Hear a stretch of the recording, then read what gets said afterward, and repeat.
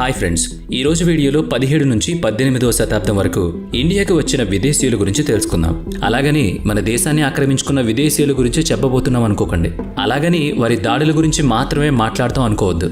మన దేశ ఆర్థిక, రాజకీయ, సామాజిక పోరాటాల్లో భారతీయులతో కలిసి పోరాడిన విదేశీయుల గురించి తెలుసుకుందాం. ఈ లిస్టులో మొదటిగా చెప్పుకోవాల్సింది sir Henry John Stedman cotton గురించి. ఇతని పేరు ఎంత పెద్దగా ఉందో స్వాతంత్రోద్యమంలో అతని స్థానం కూడా అంతే పెద్దది.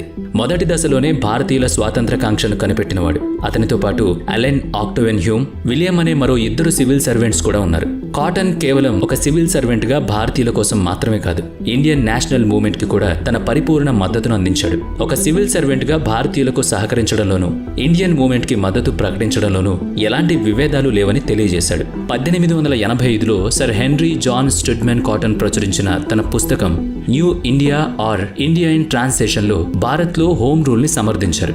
ఈ కారణంగా తన వారితోనూ విరోధిగా మారాల్సి వచ్చింది. 1904లో ముంబైలో జరిగిన నేషనల్ కాంగ్రెస్ సదస్సులో అధ్యక్షత కూడా వహించాడు. లార్డ్ కర్జన్ టిబెట్ మీద చేసిన దాడిని, బెంగాల్ విభజనను కూడా వ్యతిరేకించాడు. ఇంగ్లాండ్ వెళ్ళాక బ్రిటిష్ పార్లమెంటులో మెంబర్గా కూడా నియమితులయ్యాడు. అక్కడి నుంచి radical pro Indian parliamentary group ని కూడా తయారు చేశాడు.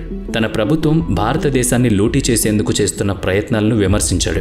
ఏఓ హ్యూమ్ తన గురించి ప్రతి భారతీయుడికి తెలియాల్సిన అవసరం ఉంది. పూర్తి పేరు అలెన్ ఆక్టోవెన్ హ్యూమ్. ఇతను ఒక civil servant, political reformer, amateur ornithologist, ఇంకా హార్టికల్చరిస్ట్ కూడా. ఇండియన్ నేషనల్ కాంగ్రెస్ ఏర్పాటులో సహకారం కూడా అందించాడు. బ్రిటిష్ వారి భూ హక్కుల చట్టాల గురించి కూడా ఆలోచన చేసేవాడు. ల్యాండ్ రిఫార్మ్ వల్లే భారతీయులు పేదవాళ్లుగా మారారని చెప్పాడు. 1879లో భారతదేశంలో వ్యవసాయ సంస్కరణ మీద ఒక పుస్తకం కూడా రాశాడు. 1883లో హ్యూమ్ కోల్కతా గ్రాడ్యుయేట్స్ కి కూడా ఒక ఓపెన్ లెటర్ రాశాడు. మీరంతా ఒక జాతీయోద్యమాన్ని ఆరంభించమని ఆ లెటర్ సారాంశం. హ్యూమ్ చాలా అవుట్ స్పోకెన్ గా ఉండేవాడు. భారత ప్రజలకు వ్యతిరేకంగా బ్రిటిష్ ప్రభుత్వం చేసే విధానాలను చాలాసార్లు వ్యతిరేకించాడు. అందుకు ప్రతిఫలంగా తగిన మూల్యం కూడా చెల్లించుకునేవాడు. లార్డ్ లిటన్ అతన్ని సెక్రటేరియట్ నుంచి పంపించేశాడు. 1882లో సివిల్ సర్వెంట్ పోస్ట్ నుంచి ముందే పదవీ విరమణ చేశాడు. ఇండియన్ నేషనల్ మూవ్మెంట్ లో ప్రత్యక్షంగా పాల్గొన్నాడు. ఇతని కృషి ఫలితంగానే 1885లో ఇండియన్ నేషనల్ కాంగ్రెస్ ఏర్పడింది.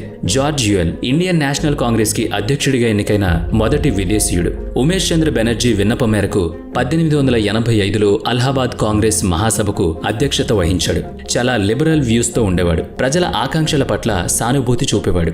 భారతీయుల సమస్యలను బ్రిటిష్ పాలకుల వరకు చేరవేసేందుకు కాంగ్రెస్ కి తన సలహాలు, సహకారాలు అందించేవాడు. ఇండియన్ ఛాంబర్ ఆఫ్ కామర్స్ కి ప్రెసిడెంట్ గా కూడా వ్యవహరించాడు. విలియం విడర్బర్న్ పుట్టింది, మరణించింది ఇంగ్లాండ్లోనే, కానీ జీవితమంతా భారతీయుల కోసమే కృషి చేశాడు. ఏవో హ్యూమ్ తో కలిసి ఇండియన్ నేషనల్ కాంగ్రెస్ ను స్థాపించిన వారిలో ఇతను కూడా ఒకడు. 1889, 1910 కాంగ్రెస్ మహాసభల్లో కాంగ్రెస్ అధ్యక్షుడిగాను పనిచేశాడు.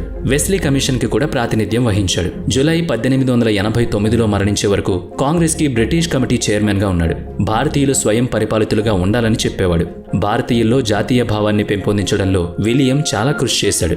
అని బిసెంట్, ఈ పేరు ఎవరికి తెలియదు. అని బిసెంట్ 1847 అక్టోబర్ 1న లండన్లో జన్మించారు. 1889లో ఆధ్యాత్మిక సమూహాలతో సంబంధాలు కలిగి ఉండేవాళ్ళు. ఆ తరువాత క్రమంలో ఆమె హిందూ మతం వైపు ఆకర్షితురాలైంది. ఆధ్యాత్మిక ప్రచారంలో భాగంగా 1893లో ఇండియా వచ్చారు. ఇండియాకొచ్చిన కొద్ది రోజులకే బ్రిటిష్ వారికి వ్యతిరేకంగా జరుగుతున్న స్వతంత్ర పోరాటంలో భారతీయులతో కలిసి పాలుపంచుకున్నారు. 1916లో హోమ్ రూల్ ఉద్యమంలో అని బిసెంట్ ప్రముఖ పాత్ర పోషించింది. బాలగంగాధర్ తిలక్ తో కలిసి హోమ్ రూల్ ఉద్యమానికి నాయకత్వం కూడా వహించారు. ఈ ఉద్యమం 2 ఏళ్ల పాటు సాగింది. అని బిసెంట్ ప్రయత్నాల ఫలితంగా 1916లో లక్నోలో కాంగ్రెస్ సమావేశం జరిగింది. 1917లో ప్రవేశపెట్టిన మాంటెంగు చెమ్స్ రిఫార్మ్ ఈ మూవ్మెంట్ కారణంగానే జరిగాయి. ఇండియన్ నేషనల్ కాంగ్రెస్ కి మొదటి మహిళా అధ్యక్షురాలు కూడా అని బిసెంటే. 1917లో కోల్కతా కాంగ్రెస్ సమావేశానికి అధ్యక్షత వహించారు. చార్లెస్ ఫ్రీరెర్ ఆండ్రూస్ మహాత్మా గాంధీని మోహన్ అని పిలిచిన వ్యక్తి. 1871లో ఇంగ్లాండ్లో జన్మించాడు. ఇతను ఒక క్రిస్టియన్ మిషనరీ సంస్థలో టీచర్గా పనిచేసేవాడు. ఇండియాకు వచ్చాక ఢిల్లీలోని సెయింట్ స్టీవెన్ కాలేజీలో చదివేవాడు. నాటి స్వాతంత్ర సమరయోధులు, జాతీయ నాయకులు దాదాబాయ్ నౌరోజీ, లాలా లజపతి రాయ్, గోపాల్ కృష్ణ గోఖలే, రవీంద్రనాథ్ ఠాగూర్ లాంటి వారిని కలిశాడు. గాంధీజీకి మంచి మిత్రుడు కూడా. వీళ్ళిద్దరూ మంచి స్నేహితులు అనేందుకు ఒక చిన్న ఉదాహరణ ఉంది. ఆండ్రూ గాంధీజీని మోహన్ అని పిలిచేవాడు. భారత సంస్కృతిలో కలిసిపోయాడు. బ్రిటిష్ పాలసీలను వ్యతిరేకించేవాడు. భారత స్వాతంత్రోద్యమానికి మద్దతు తెలిపేవాడు. జలియన్ వాలాబాగ్ ఉదంతంలో బ్రిటిష్ వారిని తప్పుపడుతూ డయర్ చేసిన అకృత్యాలు తెలిసి అతను చేసింది మారణ హోమం అని వాదించేవాడు. భారతీయులు నడిపిన అనేక ఉద్యమాల్లో పాల్గొన్నాడు. 1918లో జరిగిన కాటన్ ఇండస్ట్రీస్ సమ్మె, 1919లో జరిగిన తేయాకు కార్మికుల సమ్మె, 1921 నుంచి 22 వరకు జరిగిన రైల్వే సమ్మెలోనూ పాల్గొన్నాడు. 1925 నుంచి 27 వరకు ట్రేడ్ యూనియన్ కాంగ్రెస్ అధ్యక్షుడిగాను పనిచేశాడు. అంబేద్కర్తో కలిసి 1933లో హరిజనులు కోరుతున్న హక్కులను సమర్థించాడు. హరిజనులను అంటరాని వారిగా చూడ్డాన్ని వ్యతిరేకిస్తూ సాగే ఉద్యమంలో కూడా పాల్గొన్నాడు. విదేశాల్లో ఉండే భారతీయుల హక్కులను కూడా సమర్థించేవాడు. అనేకసార్లు ఆఫ్రికాకి వెళ్లేవాడు. బ్రిటిష్ వారికి వ్యతిరేకంగా జరుగుతున్న పోరాటాన్ని, అసమానతలకు వ్యతిరేకంగా సాగే ఉద్యమాలను గురించి అక్కడ ప్రచారం చేసేవాడు. ఫిజీ గిర్మిటియా శ్రమ రిపోర్ట్లో భారతీయుల శ్రమ దోపిడీ గురించి ప్రస్తావించాడు. పేద ప్రజల పక్షపాతిగా వ్యవహరించినందుకు ఇతన్ని దీనబంధు అని కూడా పిలిచేవాళ్లు. నెల్లీ సేన్ గుప్తా భారతీయ వ్యక్తిని వివాహం చేసుకుని ఇక్కడే ఉండిపోయి స్వాతంత్ర పోరాటంలో పాల్గొన్న విదేశీ వనిత. 1886లో ఇంగ్లాండ్లోని కేంబ్రిడ్జ్లో జన్మించారు. జతేంద్ర మోహన్ సేన్ గుప్తా చదువు కోసం ఇంగ్లాండ్ వెళ్లారు. అక్కడే 1909లో నెల్లీ సేన్తో అతని వివాహం జరిగింది. భర్తతో పాటు తను కూడా ఇండియా వచ్చింది. 1921లో సహాయ నిరాకరణోద్యమంలో ఆమె భర్త పాల్గొన్నాడు. దీంతో తన సుఖ సంతోషాలు వదులుకుని భారత స్వాతంత్రోద్యమంలో ఆమె కూడా పాల్గొన్నారు. బెంగాల్లో, అస్సాంలో జరిగిన రైల్వే సమ్మెలో జతేంద్ర మోహన్ ని అరెస్ట్ చేసినప్పుడు నెల్లీ ఆ ఉద్యమానికి నాయకత్వం వహించారు.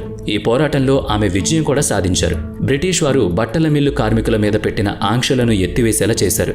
ఆమెను అరెస్ట్ చేసి జైల్లో కూడా పెట్టారు. 1933లో కోల్కతా కాంగ్రెస్ కి అధ్యక్షత కూడా వహించిందామె. ఆ సమయంలో అధ్యక్షుడిగా ఉన్న మదన్ మోహన్ మాలవ్యను అరెస్ట్ చేశారు. ఆ సమయంలో కాంగ్రెస్ ఏ హడావిడి లేకుండా నెల్లీని అధ్యక్షురాలిగా ఎన్నుకుంది. అయితే ఆ సభను ఆపేందుకు బ్రిటిష్ ప్రభుత్వం అన్ని రకాల ప్రయత్నాలు చేసింది. ఎవరిని అధ్యక్షులుగా ఎన్నుకున్నా వారిని అరెస్ట్ చేసి తీసుకువెళ్లేది. ఎస్ప్లనాడ్ అనే ప్రదేశంలో సభ ఏర్పాటు చేశారు. అధ్యక్షురాలి హోదాలో నెల్లీ తన ప్రసంగం ఇచ్చింది. బ్రిటిష్ ప్రభుత్వం తక్షణమే ఆమెను అరెస్ట్ చేసి జైల్లో వేసింది. 1940 నుంచి 46 మధ్య కాలంలో బెంగాల్ అసెంబ్లీ సభ్యురాలిగా కూడా ఆమె ఎన్నికయ్యారు. 1947 తర్వాత ప్రస్తుత బంగ్లాదేశ్లో ఉండిపోయారు. 1954లో ఈస్ట్ పాకిస్తాన్ శాసనసభ్యురాలిగా కూడా ఆమె ఎన్నికయ్యారు. 1973లో భారత ప్రభుత్వం పద్మ విభూషణ్తో ఆమెను సత్కరించింది. Samuel Evans Stokes. భారతీయులు మాత్రం ఇతన్ని సత్యానంద్ స్టోక్స్ పేరుతో పిలిచేవాళ్లు. హిమాచల్ ప్రదేశ్ని యాపిల్ స్టేట్గా మార్చడంలో ప్రధాన భూమిక పోషించింది ఈ వ్యక్తే. యాపిల్ తోటల రైతులు తమకు జీవనోపాధి చూపించిన వ్యక్తిగా అతన్ని ఇప్పటికీ కొలుస్తారు. అయితే స్వాతంత్రోద్యమంలో అతని కృషి చాలా కొద్ది మందికి మాత్రమే తెలుసు. శామ్యూల్ మనసులో సోషల్ జస్టిస్ గురించి ఎప్పుడూ ఒక ఆలోచన ఉండేది. ఇండియాకు వచ్చాక బ్రిటిష్ పాలకులకు వ్యతిరేకంగా భారత స్వాతంత్రోద్యమంలో పాల్గొన్నారు. అంతేకాదు all Congress, all India national committee మెంబర్గా కూడా ఎన్నికయ్యారు. పంజాబ్లో లాలా లజపత్ రాయ్తో కలిసి పనిచేశారు. 1921లో రాజ్య వ్యతిరేక కార్యక్రమాలను నిర్వహిస్తున్నారన్న కారణంతో అతనిపై ఆంక్షలు విధించబడ్డాయి. యువకుడిగా ఇండియాకి వచ్చిన స్టోక్ ఇక్కడే పోరాటాల్లో పాల్గొని ప్రజలతో మమేకమై సిమ్లాలో అంతిమ శ్వాస విడిచారు. Margaret Elizabeth Nobel. ఇంగ్లాండ్లో స్వామి వివేకానంద ప్రసంగాలను విన్న ఓ యువతి తనది కాని గడ్డ కోసం సర్వస్వం కోల్పోయింది. ఆయన వెంట నడిచి పుణ్యభూమిపై అడుగుపెట్టింది. మార్గరెట్ ఎలిజబెత్ నోబెల్ ఐర్లాండ్లో 1867లో అక్టోబర్ 28న జన్మించారు. 1889లో భారత్ వచ్చారు. స్వాతంత్రోద్యమంలోనూ పాల్గొన్నారు. బాలికల విద్య కోసం ఆమె ఎంతో కృషి చేశారు. బాల్య వివాహాలను రూపుమాపేందుకు కృషి చేశారు. గోపాలకృష్ణ గోఖలే, అరబింద్ ఘోష్తో మాట్లాడేవాళ్లు. ఇండియన్ ఇన్స్టిట్యూట్ ఆఫ్ సైన్సెస్ను బెంగళూరులో నెలకొల్పేందుకు ఆమె ఎంతో శ్రమపడ్డారు. చేతిలో జెండా, నుదుటన బొట్టు, ప్రశాంత వదనంతో కనిపించే భారతమాత చిత్రపటం రూపకల్పనలో ఆమె కృషి ఎనలేనిది. 1898-99 కాలంలో వచ్చిన ప్లేగు వ్యాధి సమయంలో ఆమె చేసిన సేవలు ఆమె ఆరోగ్యాన్ని దెబ్బతీశాయి. 1911లో డార్జిలింగ్లో ఆమె కన్నుమూశారు. మరి ఈ విదేశీ స్వాతంత్ర సమరయోధుల గురించి ఈ వీడియో మీకు ఎలా అనిపించింది? వీడియో నచ్చితే లైక్ చేయండి, షేర్ చేయండి. ఇప్పటివరకు మన ఛానల్ని సబ్స్క్రైబ్ చేసుకున్నట్లయితే ఇప్పుడే సబ్స్క్రైబ్ చేసుకుని పక్కనే ఉన్న బెల్ ఐకాన్ పై క్లిక్ చేయండి. నెక్స్ట్ వీడియోలో మళ్ళీ కలుద్దాం. Thanks for watching.